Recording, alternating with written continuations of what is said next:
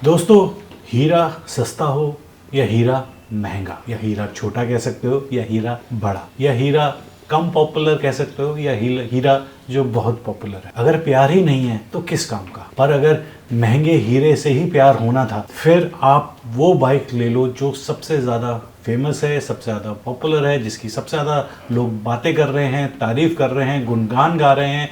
आप वो वाली बाइक ले लो, क्योंकि उसको लेने के बाद आप उस लीग में आ जाओगे जहाँ पे लोग सिर्फ आपकी तारीफ़ करेंगे, चारों तरफ वही सब लोग होंगे। अपना दिमाग लगाना छोड़ दो और जो सब कह रहे हैं वो ले लो। अगर मेरी बातों को आप समझ सकते हो तो समझ गए होगे दोस्तों, और अगर नहीं समझे हो तो कोई बात नहीं, भूल जाओ जो मैंने बोला। आगे बढ़ते हैं।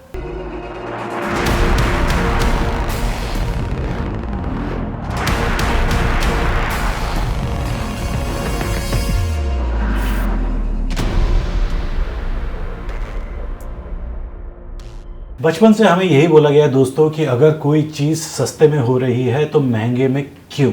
और सही बताऊं तो कोई भी अक्लमंद इस बात से एग्री करेगा या नहीं, आप ही बताओ। अब एक ही बाइक का सस्ता मॉडल निकालने का असर शायद इन्हीं बातों की वजह से है।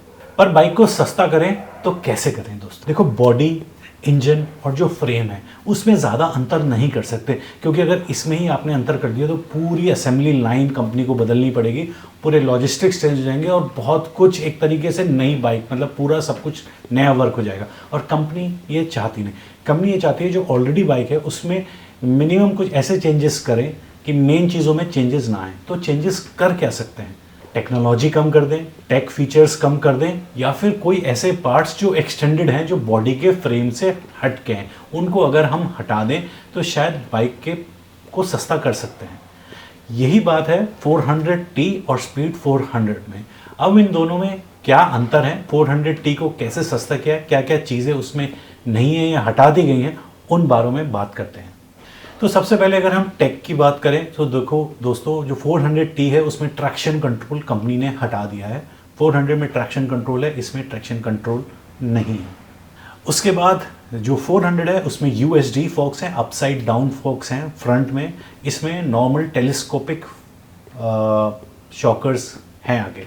सो जो अपसाइड डाउन वाले होते हैं वो थोड़े महंगे होते हैं, उनका मेंटेनेंस हाई होता है, पर वो आपको राइडिंग की क्वालिटी ज़्यादा बेटर देते हैं। पर कितना देते हैं, कितना अंतर आता है, वो तो मैं नहीं कह सकता। ऐसा भी कोई ज़मीन आसमान का भी अंतर नहीं होगा।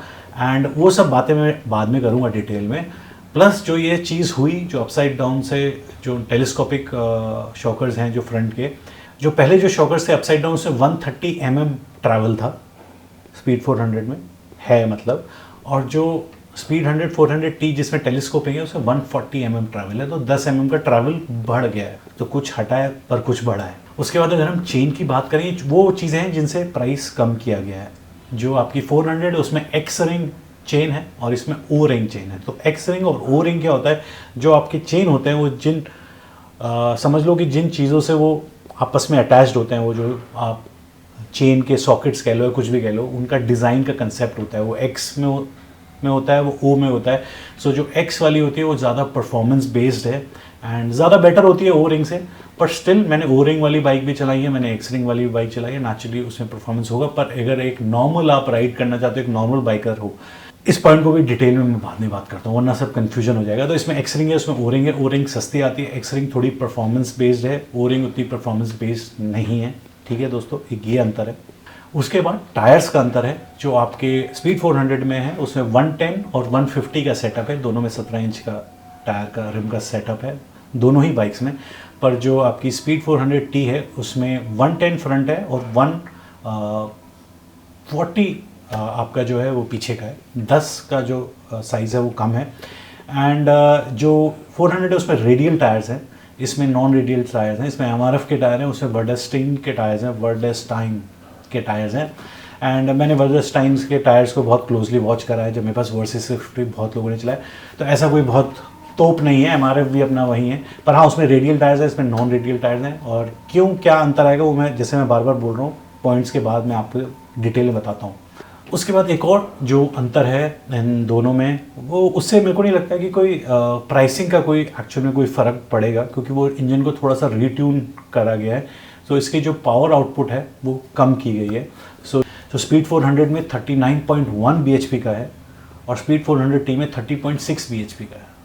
सो जो रीट्यून हुआ है उसमें करीबन 10 bhp का पावर आउटपुट कम हुआ है। और अगर हम टॉर्क की बात करें दोनों बाइक्स की, सो 37.5 न्यूटन मीटर का टॉर्क है स्पीड 400 में और स्पीड 400T में है आपका 36 न्यूटन मीटर। तो उसमें कोई बहुत ज़्यादा अंतर नहीं है, ठीक है। सो दोस्तों फाइनली आपने क्या खोया और क्या पाया, ठीक है। खोया जैसे मैं आपको सब कुछ बता चुका हूँ, आपने बेसिकली पावर थोड़ी सी खोई, आपने शॉकर्स अपसाइड डाउन की जगह नॉर्मल टेलीस्कोपिक आ गए आपके पास, उसके बाद थोड़ी सी पावर आपकी कम हो गई, उसके बाद आपका टायर जो हैं वो थोड़े से इसमें कम साइज़ के और अगर वो रेडियल हैं नॉन रेडियल्स आ गए। सो ये सारी चीज़ें आपने खोई। अब आपने पाया क्या? तो कुछ खोया तो पाया सबसे पहले आपने को ये बाइक सस्ती है, अप्रॉक्सीमेटली ये समझ लो 30,000 रुपये का अंतर है। उसके बाद आपने जो इसमें बाइक में पाया वो आपको ज़्यादा ग्रंट है, ज़्यादा मेरे को ऐसा लगता है, क्योंकि जो उसके नंबर्स बोलते हैं, जो उसका टॉर्क की अगर हम बात करें उसमें आपका 37.5 है और ये 36 है, और वो 37.5 आपका आता है 6,500 RPM पे और ये 5,000 RPM पे आपको ऑलमोस्ट 36 मिल जाता है। तो समझ लो कम RPM में आपको ऑलमोस्ट उतने टॉर्क मिल रहा है। तो ज़्यादा गारंटी है आपको लो एंड में मज़ा आएगा, मिड लो में मज़ा आएगा, इसमें उससे ज़्यादा बेटर। हाँ bhp कम हो गए हैं, आपको एक्सेलरेशन नहीं मिलेगा, पर टॉप स्पीड ऑलमोस्ट दोनों की आपको बराबर मिलेगी, पर आपको एक्सेलरेशन नहीं मिलेगा उतना, वो जो एकदम भागती है बाइक, वो जो 10 bhp का अंतर है वो आपको अंतर दिखेगा। पर अगेन अगर आप परफॉर्मेंस वाले राइडर हो, जिनको परफॉर्मेंस चाहिए, हर एक छोटी छोटी चीज़ों से आपको फ़र्क पड़ता है, you need that extra power, you know, मतलब आप परफॉर्मेंस राइडर हो, मतलब ये नहीं कि आप सिंपल राइडर हो and you want the best and the output from your bike and every single time, so then आपको अंतर महसूस होगा स्पीड 400 एंड 400T में, और आपकी जो चॉइस है वो स्पीड 400 की तरफ ही रहेगी और रहनी भी चाहिए। पर वहीं अगर आपको एक रिलैक्स बाइक चाहिए जो आपको अच्छा ग्रंट दे रही है and you know you are not that कि मेरे को बहुत ज़्यादा परफॉर्मेंस करनी है एंड यू थिंक कि ये 20-30 हज़ार रुपये में बचा के और ये सब चीज़ें जो इसमें कम है उससे आपको कोई उतना ज़्यादा फ़र्क पड़ने वाला है, so then you can look at speed 400। Point क्या है, इन दोनों में ना प्राइस का बहुत ज़्यादा अंतर नहीं है। तो आपको लगेगा यार 30,000 डाल के मैं ये सारी चीज़ें बाकी ले ही लेता हूँ, पर शायद कुछ लोगों के लिए 30,000 अ मैटर ऑफ लॉट, और उनको वो सारी चीज़ें इतनी इंपॉर्टेंस नहीं है, they are satisfied with this.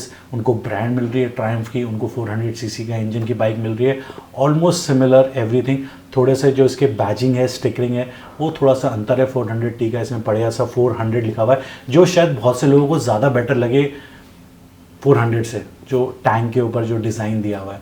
So that is person to person, but still you can save 30,000 अगर आपको वो सारी चीज़ों की इतनी इंपॉर्टेंस नहीं है and you are not that performance guy जिनको परफॉर्मेंस इतनी इंपॉर्टेंट है, you are at every day ride, even touring वूरिंग सब कुछ करते हो, बट चिल चलते हो, आराम से चलते हो, आपको यू नो उतना वो नहीं चाहिए, तो you can still save that 30,000 I think.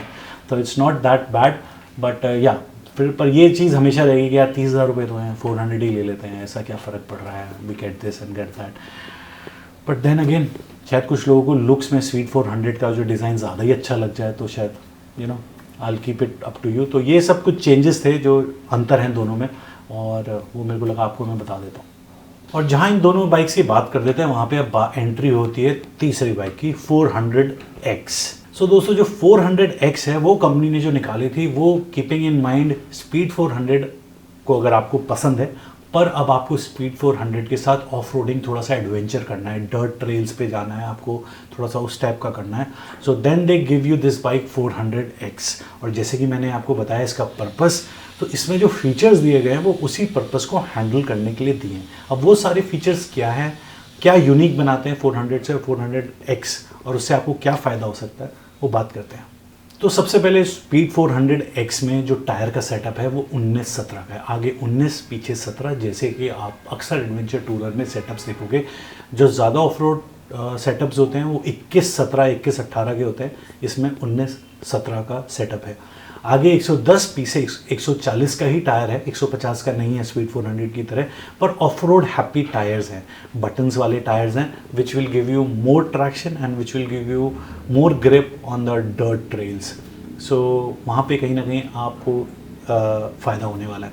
उसके बाद इसका ग्राउंड क्लियरेंस भी बेटर है because of that setup, the big rim in the front. And इसका जो आगे का ट्रैवल सस्पेंशन है, जो ट्रैवल्स है आपका सस्पेंशन का, वो 150 mm है, 10 mm ज़्यादा है 400T से और 20 mm ज़्यादा है स्पीड 400 से। उसके बाद इसमें आपको जो उसका हैंडल बार है वो वाइड है, थोड़ा सा हाइट पे है, जिससे कि अगर आप स्टैंड अप करके चलाओ तो आप इजीली उस पर पहुंच सकते हो। आपको नीचे स्किड प्लेट मिलती है, रेडिएटर ग्रिल मिलता है, फ्रंट की हेडलाइट का प्रोटेक्शन मिलता है, उसके बाद नकल गार्ड्स मिलते हैं। और इसके बाद जो इसका एग्जॉस्ट है, जो उसका भी ट्विन एग्जॉस्ट मफलर है, सो वो ट्विन वाला आपको फील देता है, which looks very nice, I tell you. And अगर मैं स्पीड 400 और इसकी बात करूँ तो मेरे को ऐसा लगता है कि ये वाला एग्जॉस्ट स्पीड 400 में भी उनको देना चाहिए। बट एनीवे, सो ये जो सेटअप्स हैं, ये सारी चीज़ें जो मैंने आपको बताई, ये सब चीज़ें आपको तब फ़ायदा होने वाली है if you want to do that dirt adventure, dirt trails, मतलब वो ऑफ रोडिंग वाली चीज़ें, ठीक है। अगर आपको वो चीज़ें नहीं करनी है, so I don't think so there is any use in सब चीज़ों का। मेरे को ऐसा लगता है अगर आपको टूरिंग ज़्यादातर हाईवेज़ पे ही करना है, रोड्स पे ही करना है, तो that doesn't make sense. But पर एट द एंड आप कोई सी बाइक ले सकते हो जो आपका मन है। अगर आपको सिर्फ स्पीड 400X, अगर मैं बताऊँ स्पीड 400X 3 वजह से आप ले सकते हो। एक, मुझे यही बाइक लेनी है। दूसरी, आपको जैसे मैंने बताया off roading, adventure touring, dirt trails, उस टाइप के डर्ट ट्रैक्स पे आपको जाना है। It's not a very serious off roader like you कह सकते हो एक्सपल्स या KLX 230 या फिर आपकी इवन हिमालयन, उस टाइप की ऑफ रोडर नहीं है, but still it can do decent enough. और 2 चीज़ें हुई। और तीसरा रीज़न ये है कि आपको बस एक एडवेंचर लुक वाली बाइक चाहिए। It gives you more adventure feel. होता है ना यार, मेरे पास एक एडवेंचर टाइप बाइक है। तो ये 3 मेन रीजंस हैं, बाकी आपकी चॉइस है दोस्तों। उसके बाद जो इसका प्राइस है, जो इन तीनों का प्राइस है, उसकी मैंने एक छोटी सी एक मैट्रिक्स बना ली थी, एक समझ लो एक बनाया था कुछ मैंने एक डिस्क्रिप्शन की प्राइसिंग को लेके, तो ये मैंने यहाँ पे बना रखा है। सो बेसिकली ये सब मैं आपको एक्स शोरूम बता रहा हूँ, तो ऑन रोड प्राइस नहीं बता रहा हूँ, ठीक है। सो जो आपकी 400T है वो 2.17 की, और मैं वो प्राइस बोल रहा हूँ जो कंपनी ने अपनी वेबसाइट पे लिस्टेड है, इसके थोड़े बहुत ऊपर नीचे होगा। जो आपकी 400 है वो 2.4 है, और जो आपकी 400X है वो 2.64 है। सो जो मैं सोच रहा था कि आप 400, अगर सिर्फ प्राइस की बात करें, अगर आपको 400T से आप 400 पे अगर आप आना चाहते हो, तो उसका जो मेन रीज़न मेरे हिसाब से रहेगा वो riding style. If you are that performance और टाइप राइडर, थोड़ा एग्रेसिव राइडर, यू नो, थोड़ी जिनको परफॉर्मेंस मैटर करती है, so I think they will want a speed 400, not speed 400T, ठीक है।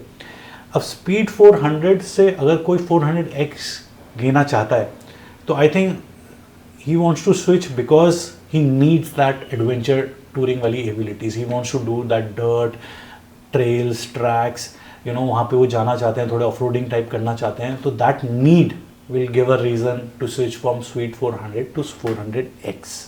400X और जो Speed 400T है, इन दोनों में प्राइस में काफ़ी अंतर है, ऑलमोस्ट 50,000 का। 50,000 इज़ गुड मनी। सो यहाँ पे मनी माइट मैटर, मतलब मनी आप शायद सोचोगे कि यार 50,000 रुपये बचा लेता हूँ, काफ़ी अंतर है। I get the 400cc engine, but need है तो वो 400X या 400। अगर प्राइस बचाना है तो स्पीड 140, अगर राइडिंग क्वालिटी ही चाहिए बस तो 400। सो ये इन तीनों का मिक्स है दोस्तों।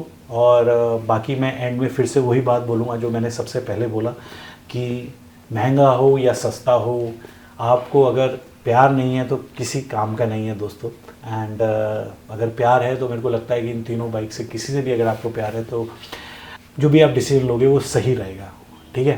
पर वही एट द एंड नीड को समझो, पैसों को समझो, and you will be fine. बाकी आपको ट्रायम्फ की स्पीड 400 कोई सी भी लेनी ही चाहिए या नहीं लेनी चाहिए, वो एक अलग टॉपिक है। सो वो मैं यहाँ पे डिस्कस नहीं करना चाह रहा हूँ, और ना मैं कभी किसी को बोलता हूँ इस तरीके से कि आप ये बाइक मत लो, वो बाइक मत लो।